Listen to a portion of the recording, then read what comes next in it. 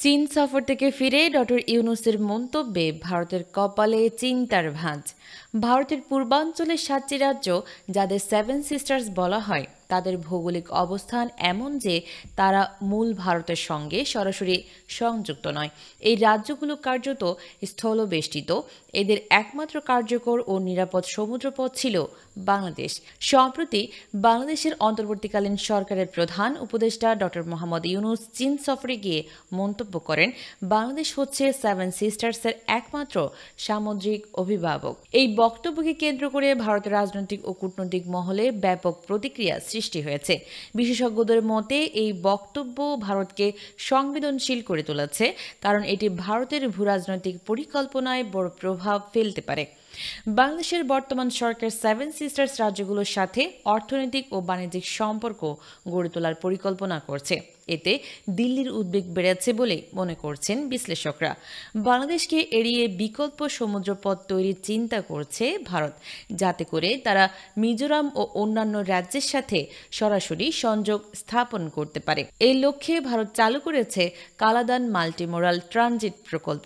এই প্রকল্প অনুযায়ী কলকাতা বন্দর থেকে পণ্যবাহী জাহাজ যাবে মিয়ানমারের সিতুয়ে বন্দরে, যেখান থেকে নদীপথে হয়ে মিজোরামে প্রবেশ করবে ট্রাক বা অন্যান্য যানবাহন।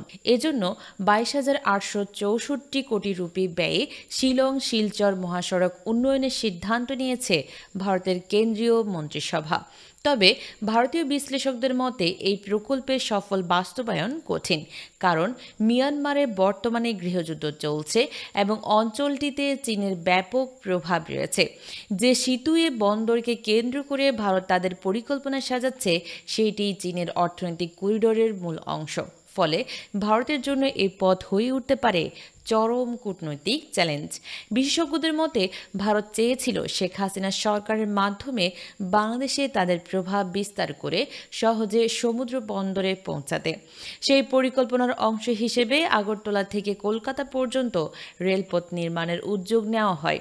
কিন্তু ডক্টর ইউনূসের কূটনৈতিক হস্তক্ষেপে সেই পরিকল্পনায় জট সৃষ্টি হয়। ফলে ভারত এখন কৌশল বদলাতে বাধ্য হয়েছে। এদিকে বাংলাদেশের অন্তর্বর্তীকালীন সরকার সেভেন সিস্টার্স রাজ্যগুলোকে বাংলাদেশের অর্থনৈতিক ব্যবস্থার সঙ্গে যুক্ত করার উদ্যোগ নিয়েছে। এতে শুধু বাংলাদেশ নয়, উপকৃত হবে ভারতও। এমনকি নেপাল ও ভুটানকেও বঙ্গোপসাগর ভিত্তিক অর্থনৈতিক চেনের সাথে যুক্ত করার সম্ভাবনাও তৈরি হয়েছে। এই উদ্যোগ সফল হলে গোটা অঞ্চলই লাভবান হবে। বিশেষজ্ঞদের মতে বাংলাদেশ এই অঞ্চলের একটি হৃৎপিণ্ড স্বরূপ, যাকে বাদ দিয়ে কোনো টেকসই আঞ্চলিক উন্নয়ন সম্ভব নয়। বরং বাংলাদেশকে বাদ দিলে ক্ষতির সম্মুখীন হবে তারাই, যারা বাংলাদেশকে পাশ কাটাতে চায়।